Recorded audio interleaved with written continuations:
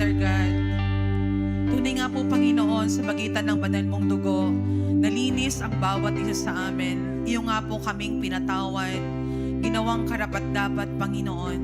Kaya sa oras na to, Father God, hayaan mo na ikaw ang maghari sa isip, sa puso ng bawat isa. Dalangin po namin, O Diyos, ang presensya mo, ang muli naming makasama, Lord God, sa gawain na to. Ikaw, Father God, Jesus Christ, Holy Spirit, ang aming sadya sa gawain na to, sa lugar na ito, Panginoon. Kaya bayaan na po, Panginoon, focus our mind, our heart, Panginoon, sa magandang mensahe mo, sa salita mo, sa gagawin mo sa buhay ng bawat isa. Father God, we expect more of you, Lord God. Hiling po namin, Panginoon, kausapin mo kami through your word. Ano man, Lord, ang situation ng bawat isa, nasa season man kami ng kaguluhan o anumang sitwasyon, give us the grace and mercy, O God, to focus and fix our heart and mind, Lord God, sa salita mo. Maghari ka sa lugar na to.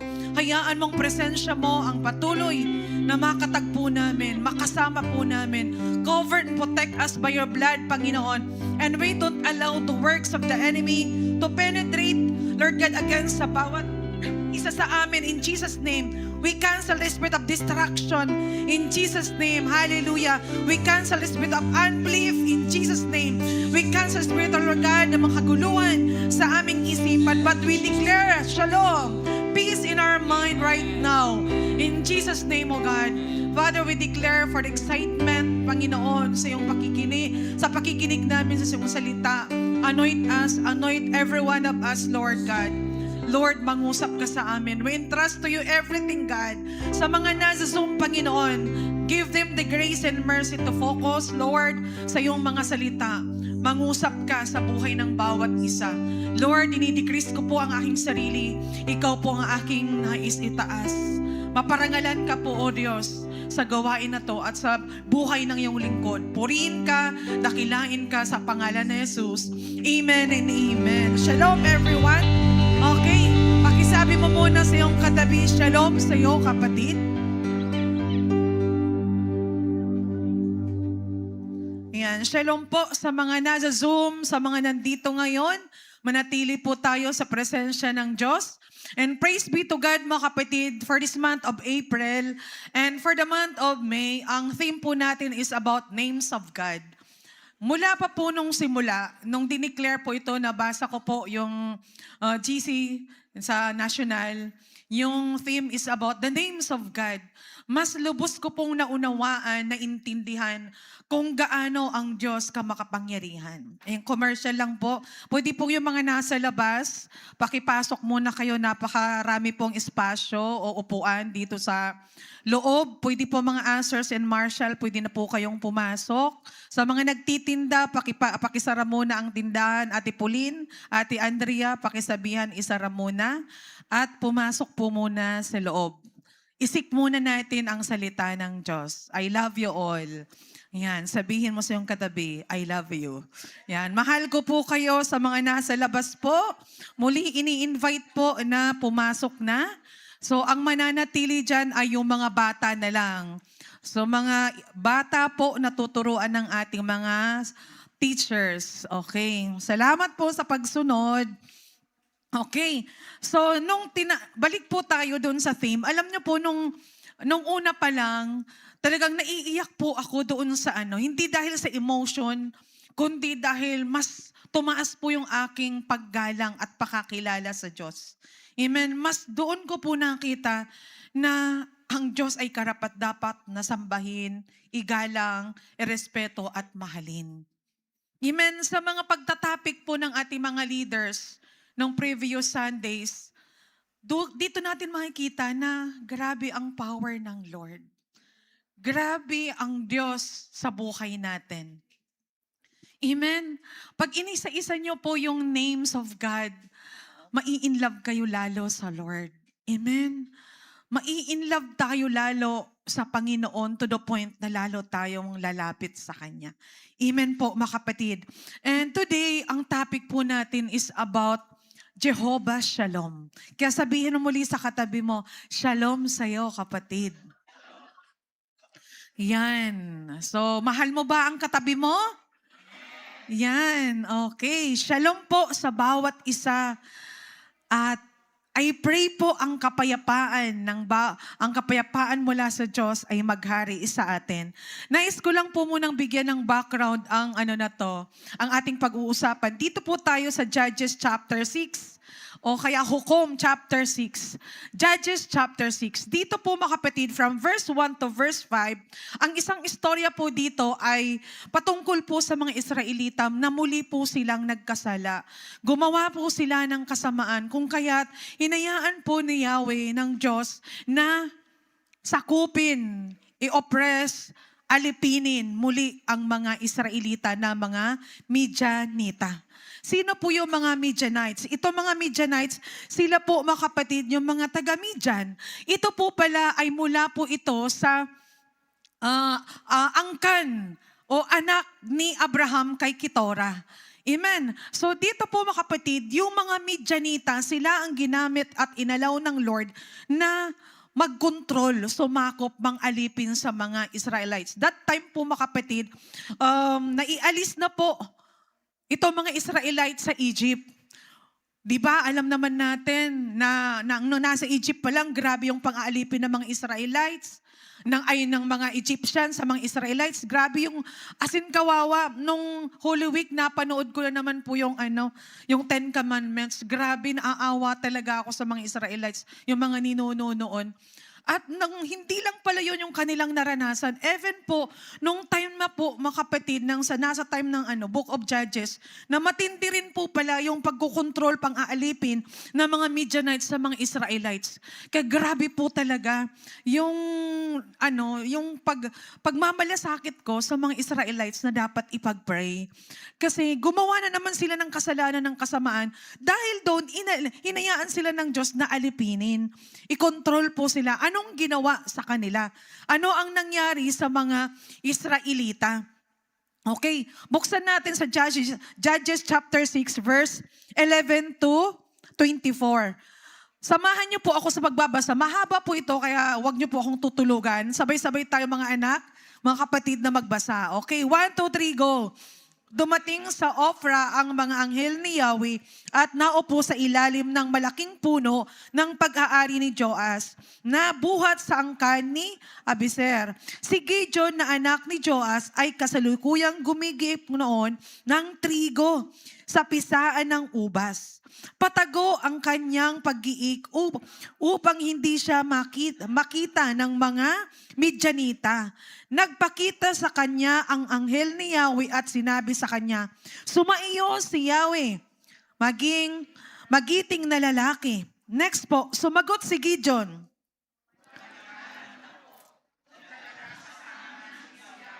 "Bakit ganito?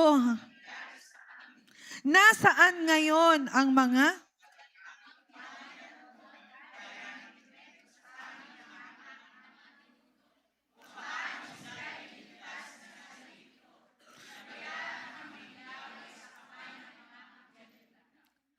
Sinabi sa kanya ni Yahweh, "Lumakad ka at gamitin mo ang buong lakas mo. Ako mismo ang nagsusugo sa iyo."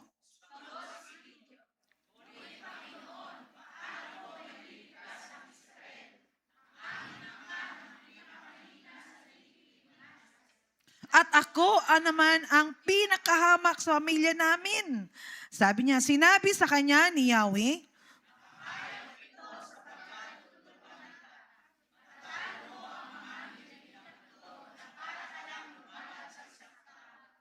sumagot si Gideon, "Kung ako po ay talagang kalugod-lugod sa inyo, bigyan ninyo ako ng palatandaang kayo ang...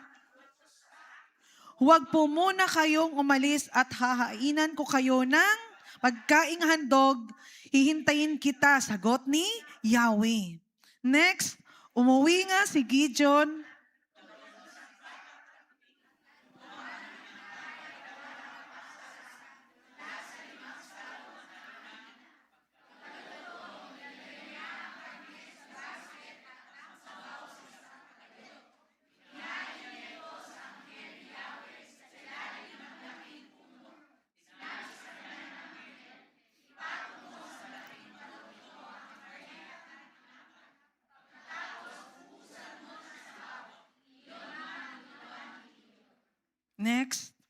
Ang karni at ang tinapay ay hinawakan ng anghel ni Yahweh sa magitan ng tungkod. May lumabas na apoy mula sa bato at nasunog ang karni at ang tinapay. Pagkatapos ang anghel ni Yahweh ay nawala sa kanyang. Saka pa lamang naniwala si Gideon na anghel ni Yahweh ang nakausap niya. Dahil dito, Panginoong Yahweh, tulungan mo po ako. Haharap-harapan kong nakita ang iyong anghel. Next.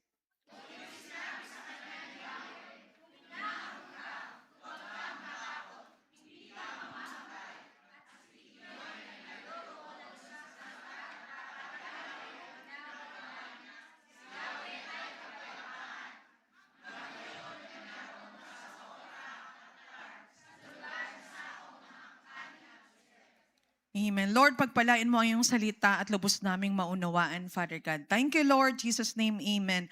Salamat po sa inyong pagbasa ng salita ng Diyos. Jehovah, Shalom. Dito po, mga kapatid, makikita po natin dito kung paano nagkaroon at naranasan ni Gideon yung kapayapaan. Amen. Dito po, mga kapatid, makikita po natin na before niya maranasan yung kapayapaan sa buhay niya, siya po, mga kapatid, ay nakaranas ng ano. Ito po yung mga sitwasyon ng kanyang buhay. No, 'di ba? Dahil nga po, mga kapatid, sa hinayaan ng Diyos na muli na alipinin yung mga Israelita, marami silang naranasang takot, pangamba dahil sa pang-aalipin ng Midianita. Ngayon, basahin po natin at alamin kung ano ang ibig sabihin ng Jehovah Shalom. Ibig sabihin, the Lord is peace in Judges 6:24. Ano ba ang Jehovah? He causes to become God as the creator, existing one, the one who fulfills His purposes. And ano naman po yung Shalom? Shalom, ibig sabihin peace, wholeness, completeness, soundness, health, safety, and prosperity. So ito po pala ang Shalom. Madalas naririnig ko at nababasa ko minsan pag nag-chat si Pastora Elisa. Lagi nila tong salita nila Kuya William, Shalom. Amen. Ito pong Shalom, mga kapatid, napaka-powerful neto. But di mo to mararamdaman pag once na di mo to agad mararanasan. Mayroon kang minsan pagdadaan ng battle bago makamtan, maangkin yung peace of mind o inner peace. Kahit mag-declare ka na mag-declare ng shalom, pag once na wala ang Diyos sa buhay mo, wala ang presensya ng Diyos sa buhay mo, walang shalom. Amen po. At nakikita natin dito, yung shalom po pala is ito ay wholeness. Ito, once na ikaw ay buo, sapat, kumpleto ang buhay mo, makakaranas ka ng shalom, ng peace. Amen po. Ito po, pag may kalusugan ka, safe ka, may peace ka. Bakit? Pag once na may sakit, di ba walang peace of mind? Pag once na hindi ka ligtas, di ba mga gulo? Pag once na nag-iikahos, di po ba? Wala ding peace. So, ibig sabihin, ito po pala, mga kapatid, na shalom or peace, once na ikaw ay safe and good health at ikaw namumuhay sa kasaganaan. Amen po. At higit sa lahat, kasama mo ang Diyos. Dito po, tunghayan po natin yung text of fear. In Judges chapter 6, dito po, Gideon's situations. Ano yung situation dito ni Gideon? So, yung situation po dito ni Gideon, mga kapatid, ito yung time, di ba, yung binasa natin sa Judges chapter 6, na kung saan si Gideon that time is, siya po ay gumigiik ng trigo doon sa kanilang ubasan. Habang siya ay gumigiik ng trigo, siya po ay grabe po yung kanyang nararamdaman. Ano ang kanyang pakiramdam? Sabi niya, he was fearful. At ano pa? Pakibasa? He was fearful and stressed and discouraged. habang siya ay nagtatrabaho, naggigiik, naalala ko po dun sa Bicol, yung wala pa, hindi pa gaanong uso yung mga anuhan ng palay. Ginaganon, inaapak-apakan lang po yung palay. Sinong nakaranas ng noon, nung kapanahon na noon, ay si Ate Mila, si Pastor. Nakikita ko po, inaapak-apakan nila, ginigiik-giik nila. So habang naggaganon-ganon si Gideon, punong-puno siya ng stress.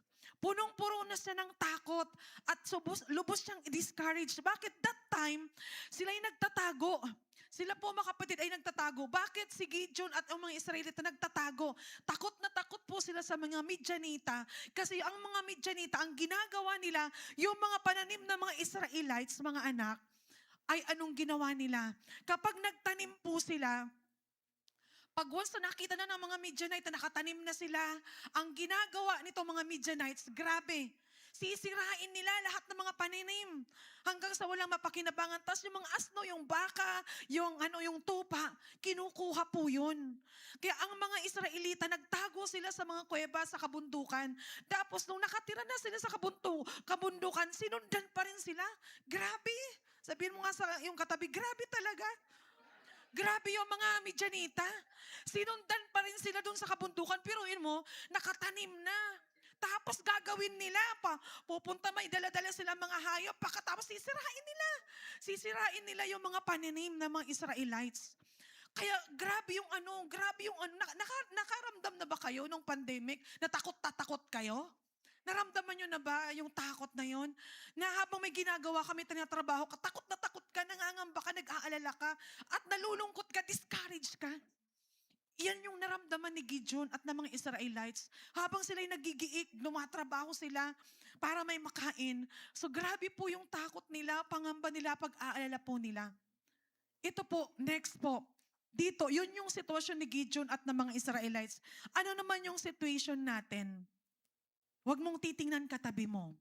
Ano yung situation mo ngayon? Sabi po rito, like Gideon, we often feel overwhelmed by Midianites, anxiety, fear of the future, financial ruin, or family crisis.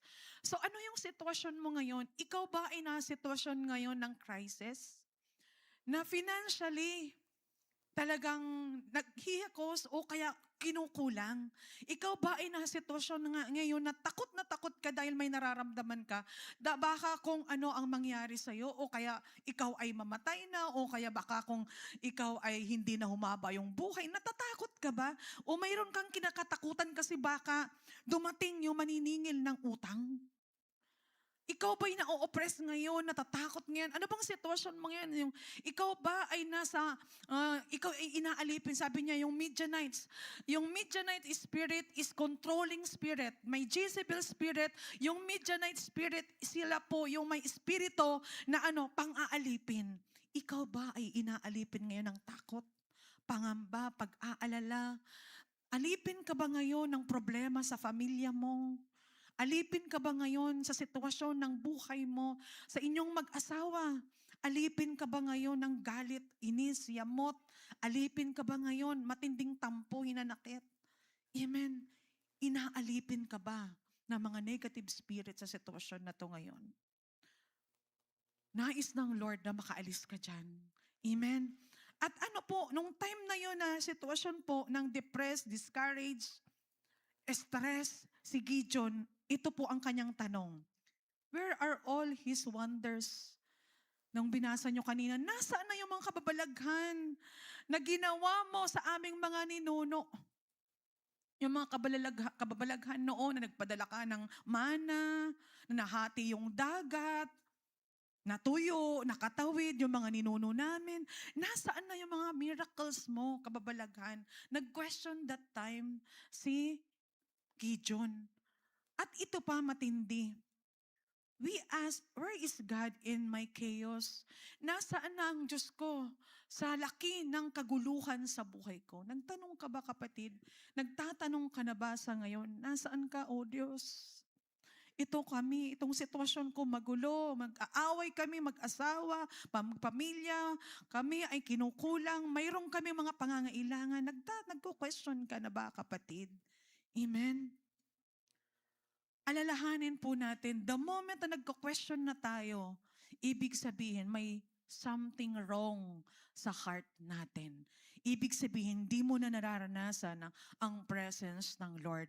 Kaya ito po mga kapatid, yung revelation ng Shalom. Secondly, the revelation of Shalom, sabi niya, the Lord's presence. The angel of the Lord appears and says, the Lord is with you, you mighty man of valor.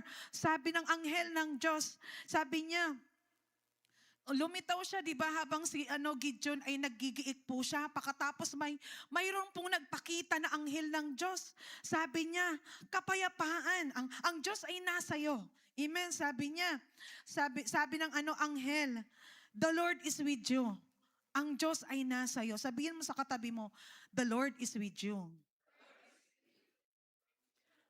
Nalulungkot ka, may pinagdadaanan ka, sabihin mo uli sa kanya, the Lord is with you.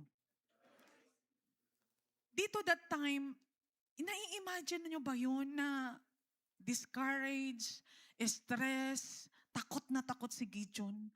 Tapos habang siya ay takot na takot at tumatrabaho, biglang nga may nagpakita na anghel. Anghel ng Diyos. At pagkatapos sinabi sa kanya, the Lord is with you. Very touching mga kapatid. Sa time ng stress ka, discouraged ka, nalulungkot ka, ang sarap ng feeling na sabihan ka, ang Diyos ay nasa iyo, kapatid. Yung may tumapik sa'yo, may magsabi sa'yo, mahal ka ng Diyos. Very touching yun. Ito po, grabe yung pagmamahal ng Diyos kay Gideon, na yung anghel ng Diyos, grabe, nakausap niya, sinabi niya, the Lord is with you. But that time, hindi pa naniniwala itong si Gideon. Inasaan ng Diyos? Sa sitwasyon ng kaguluhan namin, nagtanong siya noong mga time na yon. Pero dito po natin nakita na unti-unting binubuksan ng Diyos yung isip at puso ni Gideon. Ganon din ang puso mo, kapatid. Unti-unti ngayon na binubuksan ng Diyos ang puso mo. At pinapaniwala ka, the Lord is with you. The Lord is with you, kapatid. Naniniwala ka ba doon? God never leave you nor forsake you. Amen. Hindi ka iniiwan, hindi ka pinababayaan ng Diyos sa sitwasyon ng chaos mo sa buhay. Ng kaguluhan o sitwasyon o pangangailangan mo sa buhay. Dito po mga kapatid, na-realize ko nung nagme-meditate ako, ang pinakasolusyon, ang pinaka-the best para ma-experience natin yung peace sa ating buhay, ma-encounter natin ang presence ng Lord. Dito po mga kapatid, na-encounter po ni Gideon yung presensya ng Diyos. Nakausap niya ang Diyos. Di po ba yung mga nag-EEGW, nag-i-encounter? Pag once na sila'y naka-encounter na puspos ng banal na Espiritu ng Diyos, grabe, ang tindi ng feeling. Nawawala yung takot, pangamba. Amen? So, the Lord's presence, yung presence ng Lord, ang kailangan pala natin. Yung naging kasagutan, mga kapatid, nung sa sitwasyon na matinding takot, pangamba, at stress ni Gideon, ay yung presence ng Lord. Sabihin mo sa katabi mo, ang presensya ng Diyos, ang sagot sa buhay mo. Amen? Ito yung sagot ng Panginoon sa buhay natin, ang presence ng Lord. And then ano pa ang kanyang pangako? The promise. The promise. God tell Gideon, peace, kapayapaan. Amen. At sabi niya, do not be afraid, you are not going to die. In Judges 6:23, huwag kang matakot, hindi ka mamamatay. Kasi that time, di ba, takot na takot nga po siya. Tapos nagpakita yung anghel ng Diyos, kinausap siya. Natakot siya kasi baka iniisip niya, baka mamatay siya. Amen. Kasi siyempre, talagang nakausap niya ang Panginoon. Through sa anghel. So, grabe yung takot. Pero, nandun yung pangako. Kapatid, kinakausap ka ng Panginoon. May pangako ang Diyos sa'yo. Ang kapayapaan ng Diyos ay nasa iyo. Huwag kang matakot. Hindi ka mamamatay. Mayroon kang malubhang sakit. May pinagdadaanan ka. May sitwasyon ka. May problema ka. Kapatid, hindi yan ang sitwasyon, hindi yan ang problema na yan, hindi ang sakit na yan ang magbibigay sa iyo ng kamatayan. Hindi yan ang sanhi na magiging kamatayan mo. Amen, mga kapatid. Sabi niya, do not be afraid. Huwag kang matakot. You are not going to die. Sabihin mo sa iyong katabi, huwag kang matakot. Hindi ka mamamatay. Bakit? The Lord is with you. Amen. Sa mga nasa huwag kang matakot. The Lord is with you. Huwag kang matakot, kapatid. Yan ang pangako ng Panginoon sa iyo. At anong sabi niya? God is peace. Bakit huwag kang matakot? Bakit itong sagot? God is peace. Jehovah Shalom does not just mean God gives peace. It means God is peace. He is our source of peace even in the midst of conflict. So, huwag kang matakot. Bakit ang Diyos ang kapayapaan? Hindi nagbibigay ang Diyos na, sabi niya, just that mean na ano? Just mean God gives peace. It means God is peace. Mismo ang Diyos ang kapayapaan. Kaya mga kapatid, siya ang source ng peace. Hindi ang kayamanan, hindi ang mga daming pera ang magbibigay sa iyo ng kapayapaan. Kundi ang presence ng Lord, ang Diyos, ang kapayapaan. Dahil siya ang source of peace, lumapit ka sa Kanya. Nung time po na itinuturo sa atin yung mga meaning ng names of God, nung nag-word nga si Pastor Rollins, Pastor Rafael, nasa gilid ako, nakikinig ko, nagbibilitate ako, nananamnam ko, di ko alam bakit ako, naluluha talaga ako na naluluha. Di ako nai-emote. Naluluha ako, naano ko, nafe-feel ko kasi yung power ng Lord sa buhay ko. Doon ko nakita, grabe, pag kilala mo ang Diyos, mga kapatid, lalo kang mai-inlove. Pag alam mo ang Diyos na nasa iyo at ang Diyos ay kumikilos sa iyo, lalo kang lalapit sa Kanya. Habang nag-word yung mga leaders natin, doon ko nakikita na grabe yung love ng Lord sa akin. Grabe yung powerful talaga siya. Nasa Kanya na ang lahat. Amen po. Naluluha ako, naiiyak ako kasi dahil sabi ko, Lord, grabe ka talaga. Powerful ka, creator ka, source ka ng lahat. Amen po. Kayong yung tendency, mas gusto kong laging lumapit sa Lord. Mas gusto kong laging bumabad sa Diyos. Bakit? Siya ang source ng peace. Siya ang source ng lahat. Amen. Kung kilala mo ang Diyos, di ka malulungkot. Kung kilala mo ang Diyos, hindi ka mag-aalala. Kung kilala mo ang Diyos, bakit ka nadi-discourage? Kung kilala mo ang Diyos sa buhay mo, na iyong pinananampalatayanan at sinasamba, ba't ka nag-aalala? Sige, tapikin mo ang katabi mo. Huwag ka na mag-alala, kapatid. The Lord is with you. The Lord is with you, kapatid. In God is peace. Amen po, mga kapatid. At nung time na yon, na-encounter nga po ni Gideon, yung presence ng Lord. Na-encounter niya. At dahil doon, the altar, sabi niya dito, the altar, Gideon builds an altar and name it, the Lord is peace. Dito po, mga kapatid, noong na-encounter niya ang presensya ng Diyos, nagtayo po siya ng altar. At tinawag po niyang, God is peace. The Lord is peace. Ito po pala, mga kapatid, ikaw ba ay laging nagtatayo ng altar? Through your devotion, through your prayer and worship. Dito po, mga kapatid, nawala po yung takot, pangamba, stress ni Gideon dahil na-encounter niya.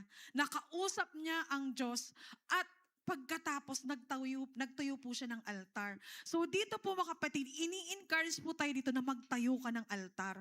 Hindi yung magtatayo ka ng altar sa bahay nyo na literal maglalagay ka dyan ng cross, ng ano. Hindi yan. Kundi mag-set ka ng time, ng oras na kakausapin mo ang Diyos. Magkaroon kayo ng encounter with God. Magkaroon kayo ng time sa Lord. Si Gideon, nagtayo po talaga siya ng literal at doon niya kinakatagpo ang Diyos. Tanong, ikaw ba, may everyday ba na encounter ka sa Lord? May everyday ba na mayroon kang altar? Amen? Na itinayo para sa Panginoon? O laging busy ka, puro trabaho, puro negosyo, puro na lang kabisihan sa pag-aaral? Kapatid, kaya ka natatakot, nadi-discourage, nag-aalala. Kasi di mo na nabibuild yung altar para sa Lord. Kailangan nating mag-build ng altar para ma-experience natin ang presence ng Lord. Then next po, number 3, pakibasa. 1, 2, 3, go. Okay. How to experience Jehovah Shalom today? Number 1, pakibasa. Trust in the Lord alone and focus.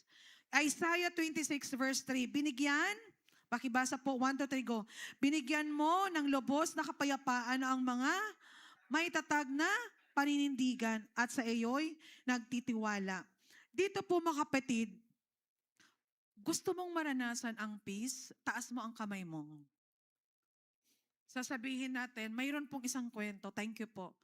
Lord, gusto ko po ng kapayapaan. Gusto po ng tahimik na lugar, pupunta sa may mga bulaklak, mga tanawin. Hindi po natatagpuan. Yes, tahimik, pero yung inner peace, hindi natatagpuan sa dami ng tanawin o lugar o pinapasyalan. Minsan nga nakakapagod pa pag namasyal ka, nauubos pa ang pera. Kung gusto mong matagpuan ang totoong kapayapaan, lumapit ka sa presence ng Lord. Magtiwala ka sa Kanya. Amen. Yan po ang totoo. Magtiwala ka mismo sa Diyos, sa source ng kapayapaan, at mag-focus ka sa Kanya. Fix your eyes upon Jesus. Mag-focus ka sa Kanya, hindi sa problema. Bakit ka naluluno na o-overwhelm ng nai-stress ka, na o-overwhelm ka ng problema, sitwasyon, nag-aalala ka? Bakit? Ang tingin mo kasi sa problema ang laki, pero ang tingin mo sa Diyos ang liit. Amen. Namamagnify mo na kasi kapatid ng todo-todo yung laki ng problema at pangangailangan mo. Hindi mo ngayon namamagnify yung laki ng kapangyarihan ng Diyos.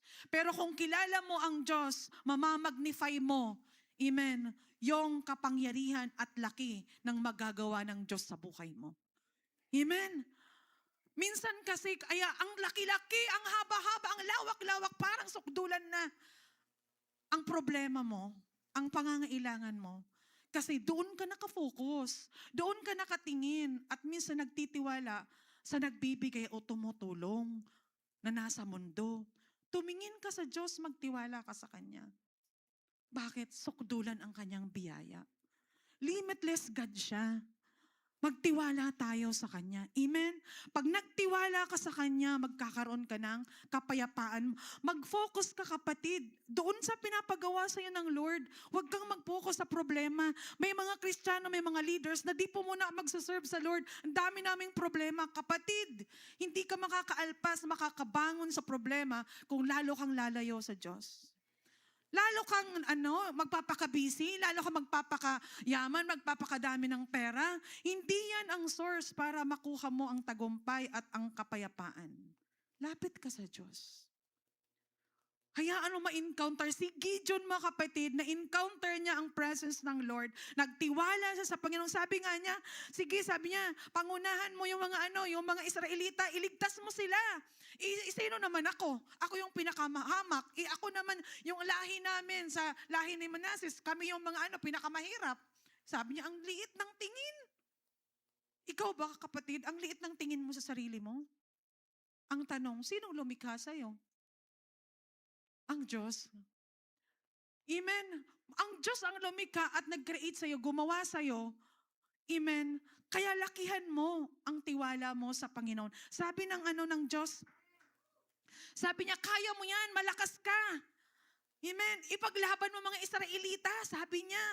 Tutulungan kita. Sa pakikipaglaban mo, parang isang tao lang yung kalaban mo.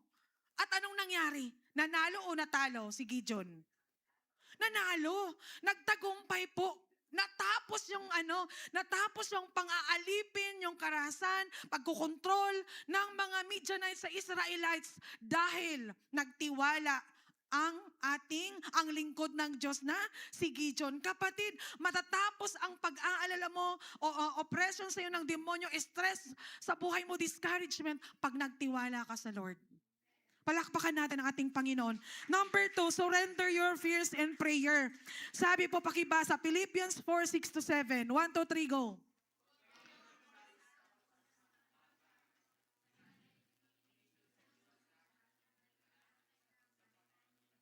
With feelings.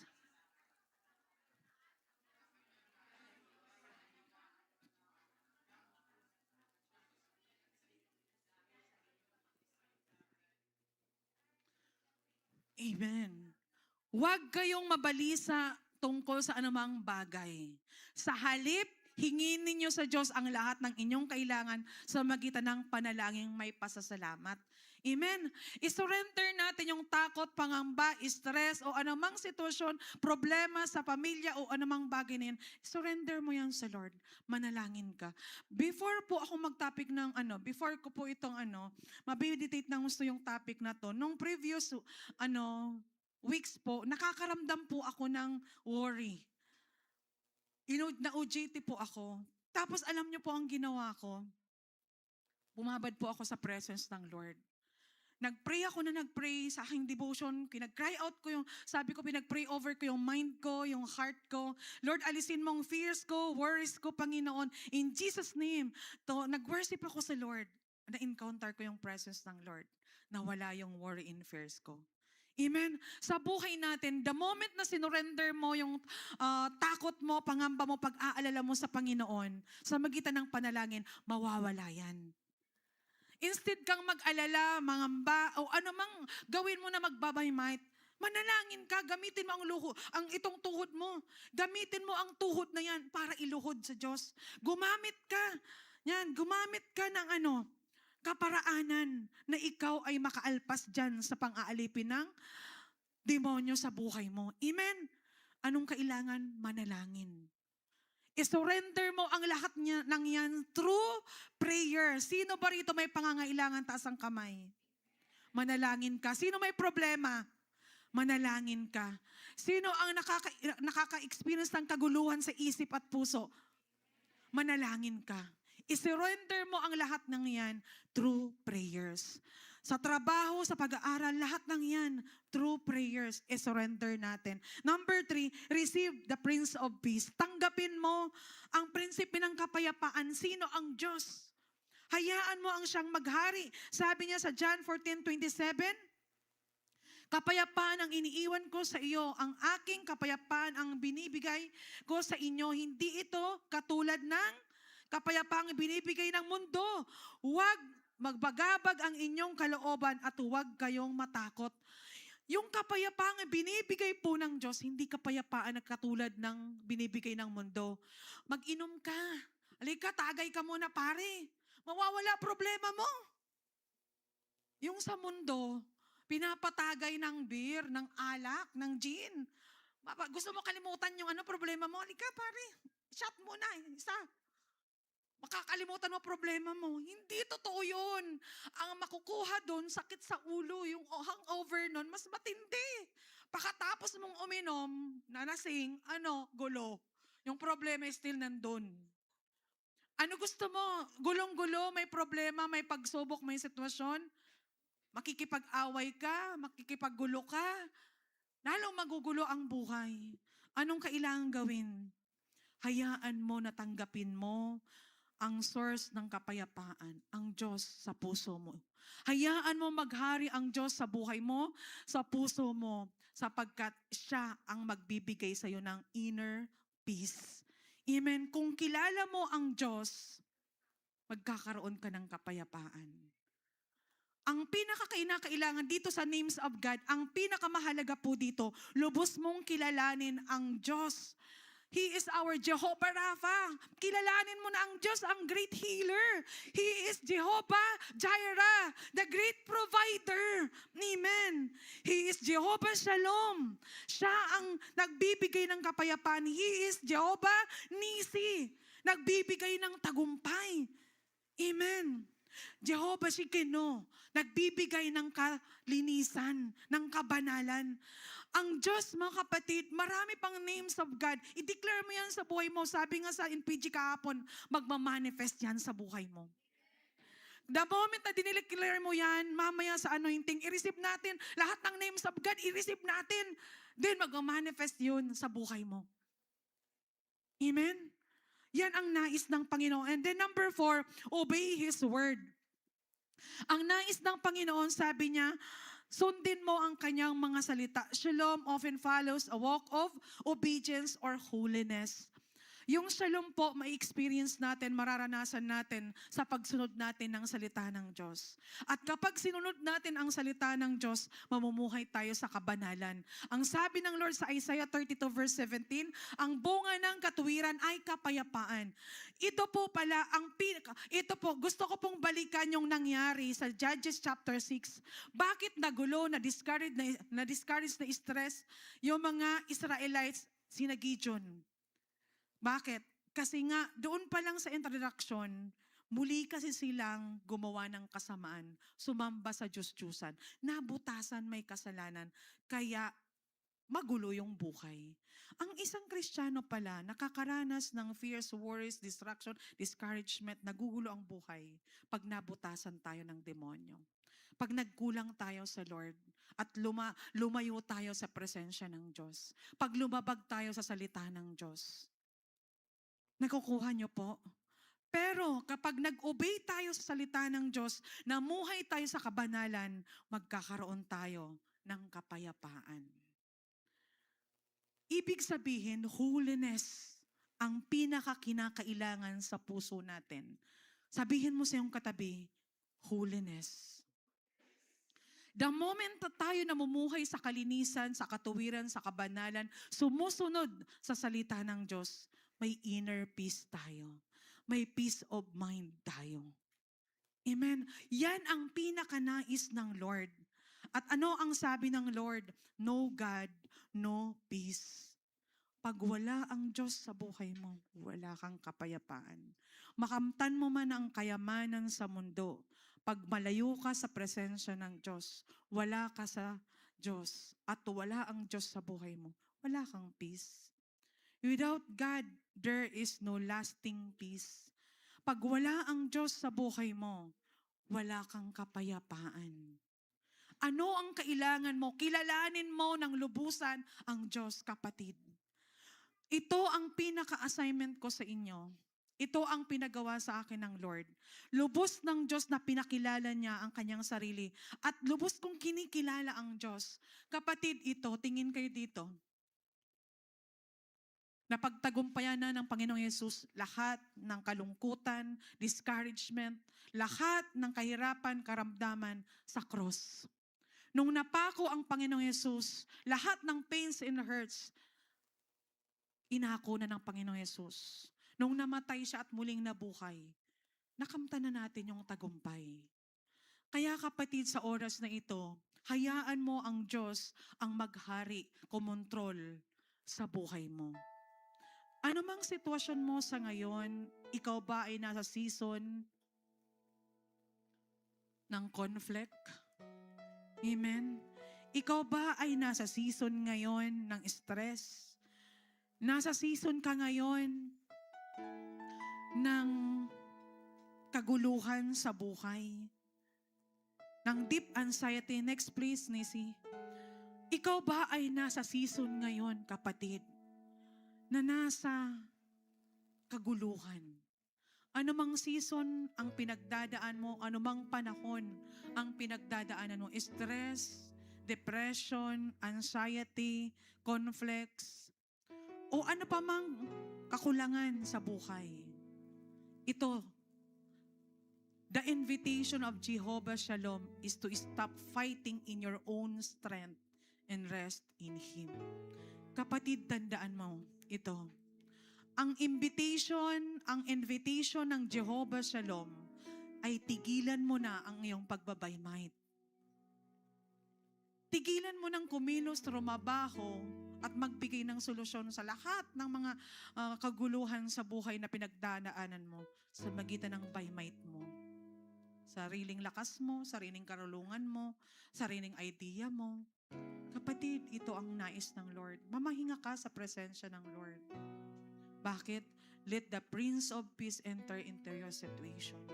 Hayaan mo ang prinsipe ng kapayapaan ang pumasok, mag-intervene, mag-control, magbigay ng solusyon sa sitwasyon ng kaguluhan ng buhay mo. Habang tumatayo ka, kapatid, sa presensya ng Lord, isipin mo ngayon kung gaano mo kakilala ang Diyos. Ang Diyos ang nagbibigay ng kapayapaan. Ang Diyos ang nagbibigay ng tagumpay, ng solusyon, ng kaligayahan. Nung si Gideon na-encounter niya ang presence ng Lord, nagtayo siya ng altar, nanalangin siya, nagtiwala sa Panginoon, nakaalpas siya sa takot, sa stress, sa discouragement, sa disappointment. Nadi-discourage ka ba, kapatid? Nai-stress ka? Nape-pressure ka? Tigilan mo na ang pakikipaglaban mo sa magitan ng pagbabaymite sa iyong sariling lakas. Itaas mo ngayon ang dalawang kamay. Bibigyan ka ng Diyos ng kapayapaan. Pumikit ka, kapatid. I-meditate mo ang awitin na ito.